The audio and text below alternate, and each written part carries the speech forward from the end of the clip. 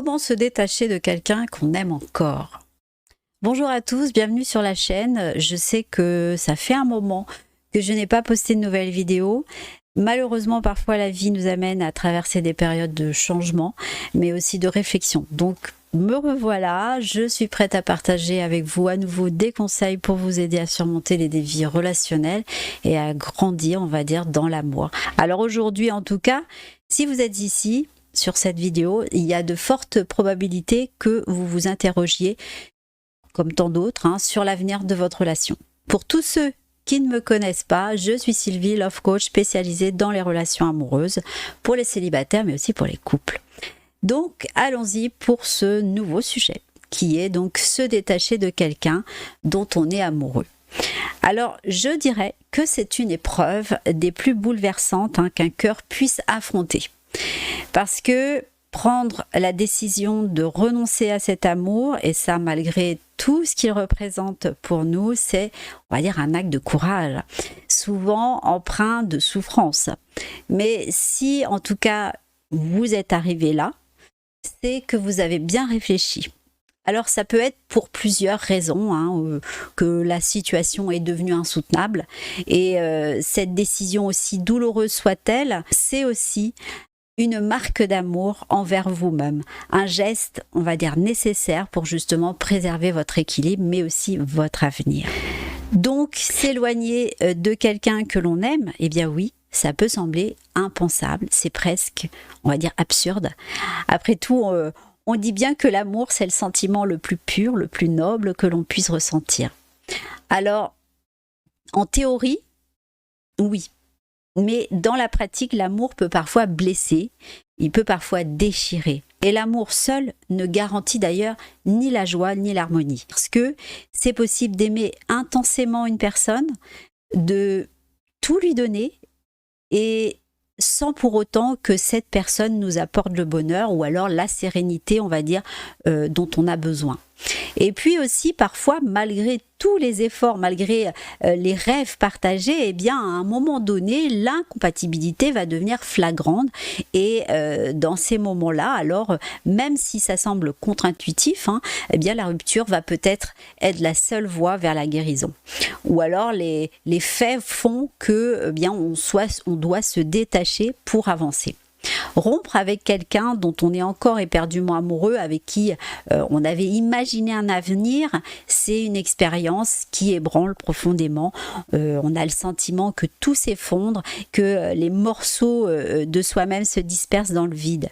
Mais en tout cas, c'est crucial de se rappeler que cette décision aussi destructrice qu'elle puisse en tout cas paraître sur le moment, c'est une étape vers la reconstruction. Et la douleur, c'est clair qu'elle est inévitable, mais elle va apporter aussi en elle la promesse d'une renaissance, d'un nouveau chemin bien évidemment à tracer.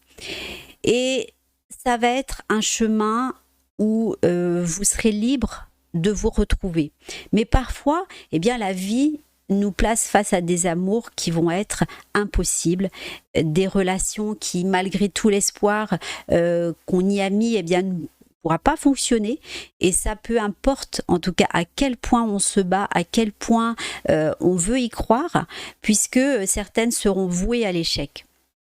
Donc, refuser de l'admettre, eh bien, c'est fermer les yeux en espérant, on va dire, un miracle. Eh bien, ça ne fera que prolonger, en tout cas, la souffrance. Et pourtant, on sait très bien, au fond de nous-mêmes, quand une relation, eh bien, ne fonctionne pas, ou quand de l'amour, on va dire, aussi puissant soit-il, ne suffit pas ou plus. Et donc, c'est on va dire à ce moment-là, eh bien, qu'il faut accepter de lâcher prise. Il faut avoir la force de faire face à la réalité, et ça même, eh bien, si elle va briser nos illusions, il faut choisir de s'éloigner. Ça veut pas dire que l'amour qu'on ressent est faux, pas du tout, ou moins beau. Ça veut juste dire qu'il n'est pas fait pour nous, que cet amour, malgré, on va dire, tout, ne nous mènera en tout cas pas où on doit aller, qui ne suit pas en tout cas nos valeurs. Vous savez, ces fameuses valeurs dont je parle souvent. Alors, comment on peut réussir à se détacher? D'abord, il faut comprendre les raisons pour lesquelles cet amour est ou a été voué à l'échec. Et je vous en parle maintenant et je vais vous donner plusieurs exemples où vous allez sûrement vous y retrouver. Parfois, les personnalités qui sont trop différentes eh bien, vont créer un fossé qui va être difficile à combler. Là où, on va dire, toutes les petites différences pourraient apporter une richesse à la relation, ou bien peut-être de grandes divergences sur le mode de vie, ça peut être aussi les habitudes ou peut-être même les intérêts communs. Ça peut rendre la cohabitation, on va dire, compliquée et je dirais même insupportable. Donc, si ces différences ne sont pas, on va dire, bien gérées, eh bien, elles vont finir par éloigner les partenaires.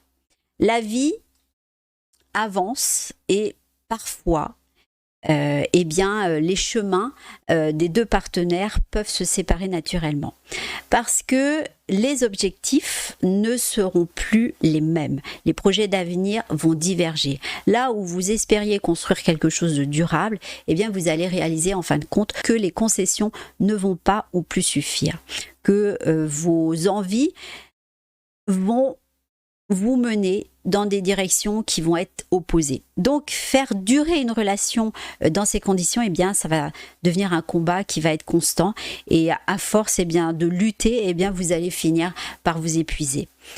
Ensuite, si vous ne partagez pas les mêmes valeurs, au bout d'un moment, eh bien, ça va devenir une source de conflit. Les désaccords sur des sujets qui sont essentiels, comme par exemple, on va dire, les croyances, la manière de vivre en couple, ou peut-être même l'éducation des enfants, hein, s'il y en a, peuvent créer des tensions qui, on va dire, à long terme, vont détruire le lien que vous avez ensemble. Quand les valeurs fondamentales ne sont pas alignées, eh bien, c'est difficile de bâtir une relation solide et harmonieuse. Donc, il faut vraiment bien faire attention à vos valeurs. Il arrive parfois aussi que ce qui nous unit à l'autre, eh bien, ce n'est pas ou ce n'est plus réciproque. Et certaines personnes qui vont malheureusement se voiler souvent la face, ils vont préférer ignorer les signes qui vont être évidents que l'amour n'est pas ou n'est plus partagé. Il faut comprendre qu'aimer quelqu'un qui ne vous aime pas ou ne vous aime plus en retour va vous consumer.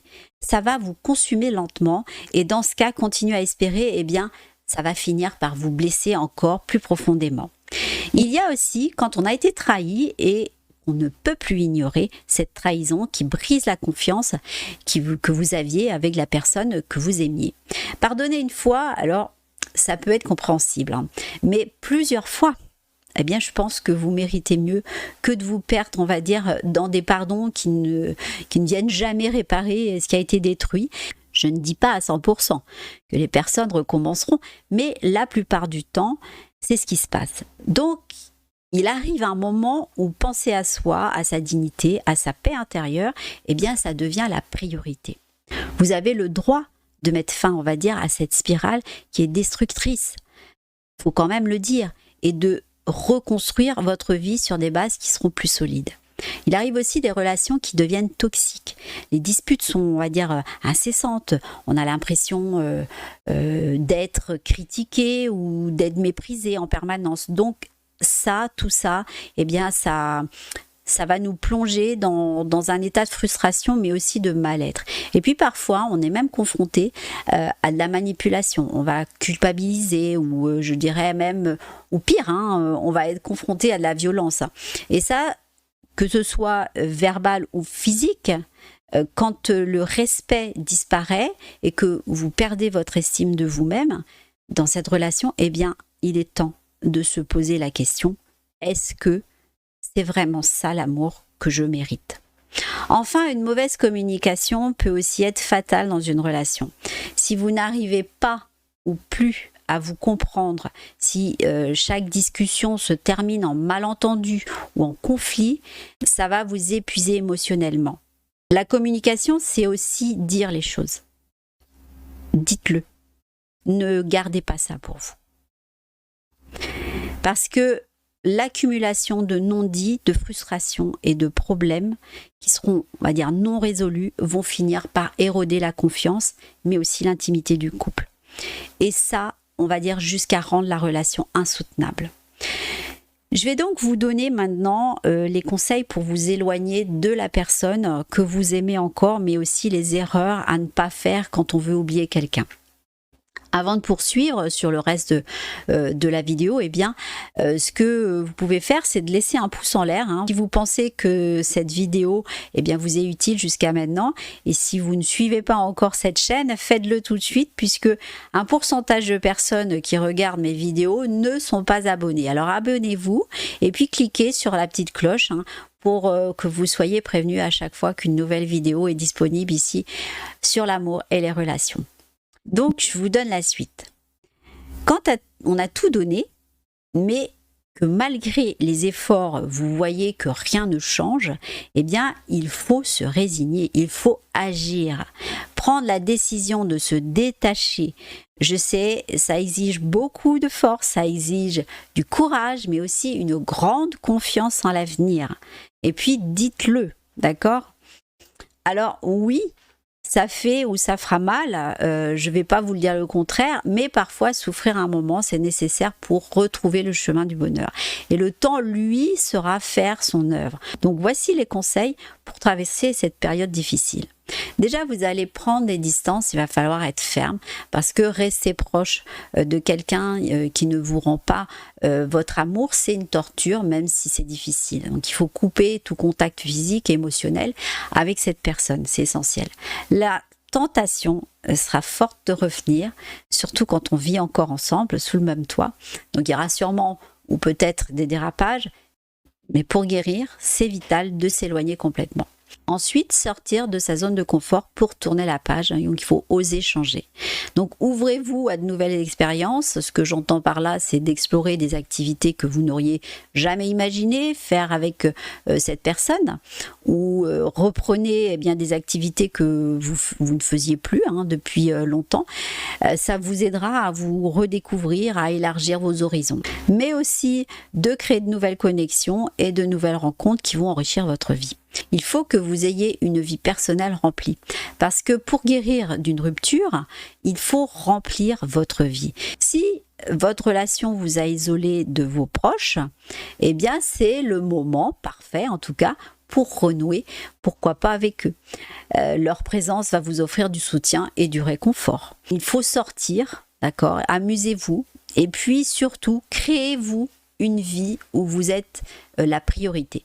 C'est le moment, en tout cas, de penser à vous, à votre bonheur. Ensuite, entourez-vous de personnes, en tout cas positives. Entourez-vous de gens qui vous inspirent, qui vous soutiennent. Et puis, éloignez-vous surtout de ceux qui sont toxiques, qui vous donnent en tout cas des conseils qui seront destructeurs, parce que ça ne sera pas bon pour vous.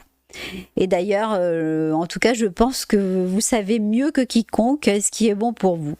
En tout cas, ne laissez pas la pression sociale dicter vos choix. Parce que c'est difficile de dire ça, mais il vaut toujours être mieux seul que mal accompagné. Il faut aussi arriver à travailler sur vos émotions. C'est normal de traverser des moments difficiles en repensant à votre ex, je sais. Mais c'est crucial de vous rappeler pourquoi vous avez pris la décision de rompre. Je vois trop de personnes, en tout cas, après une rupture, qui ne travaillent pas sur eux-mêmes, sur leurs valeurs. Il faut cultiver des pensées positives aussi. Il faut vous concentrer sur votre bien-être et ne surtout pas laisser la mélancolie vous envahir. Il faut aussi reconnaître ce qui n'allait pas avec le temps. On a une tendance pour certaines personnes à idéaliser le passé, mais il ne faut pas oublier les raisons réelles de la rupture. Il faut garder en mémoire ce qui n'allait pas. Et de ce fait, ça vous empêchera en tout cas de revenir en arrière juste par peur de la solitude. Parce que il faut être honnête avec vous-même, ça va être essentiel pour avancer. Donc après une rupture, recentrez-vous sur vous-même parce que c'est l'occasion de vous redécouvrir et puis aussi de prendre soin de vous, que ce soit physiquement et puis moralement. Donc profitez de cette période pour construire une vie qui vous ressemble. Ensuite, ne culpabilisez pas, surtout pas, ne vous blâmez pas pour cette rupture parce que vous avez fait tout ce que vous pouviez pour sauver la relation. Vous avez choisi d'être heureux ou heureuse et cette décision, c'est le fruit d'une réflexion mûrie et il n'y a aucune raison de culpabiliser pour vouloir avancer, d'accord ? Ensuite, beaucoup restent en couple par peur de la solitude. Alors, il faut savoir que c'est un piège. Pour grandir, il faut accepter d'être seul un moment. Alors, je ne dis pas qu'il faut que ce soit une éternité, non, pas du tout. Mais la solitude permet de se reconstruire, de mieux se connaître, mais aussi d'éviter de retomber dans les relations insatisfaisantes. Donc, prenez le temps nécessaire pour guérir sans précipitation. Pour oublier votre ex, changez de routine. Apportez de la nouveauté à votre quotidien. Ça vous aidera à éviter les souvenirs et puis les regrets aussi. Alors, ça peut être des petits changements, comme redécorer votre espace, je sais pas moi, ou si vous changez de lieu, profitez pour bien décorer différemment. En tout cas, ça vous apportera un sentiment de renouveau, mais aussi, ça vous aidera à avancer. Maintenant, les erreurs à ne pas faire quand on veut oublier quelqu'un. Donc, on est tous passés par des ruptures douloureuses et quand les sentiments, sont encore forts, on peut facilement commettre des erreurs qui ne vont faire qu'empirer la relation. Donc, c'est crucial de ne pas vous laisser submerger par vos émotions parce que ça ne vous mènera qu'à plus de souffrance. Donc, je vais vous donner les principales erreurs à éviter. Comme nous sommes à l'ère des réseaux sociaux, n'est-ce pas? C'est très facile de rester connecté, mais c'est une grave erreur après une rupture. Vous ne pourrez jamais tourner la page si vous continuez à suivre votre ex et à interagir avec cette personne, à prendre des nouvelles, à demander si ça va, etc. Alors je sais que pour certaines personnes, avec les enfants, ça fait qu'on doit rester connecté, mais pour votre bien, arrêtez de vous intéresser à sa vie. Vous avez mieux à faire en vous occupant de la vôtre, puisque votre bien-être dépend de cette distance. Je sais aussi que certains ou certaines vont constamment ressasser le passé, mais sachez que chaque mauvais moment ne fera que vous emprisonner dans le passé. Ça vous rendra déjà vulnérable et ça vous ralentira dans votre guérison. Donc pour avancer, concentrez-vous sur l'avenir et pas sur les regrets. Beaucoup de gens pensent aussi qu'une nouvelle relation peut aider à oublier un ex. Alors, les avis sont partagés là-dessus.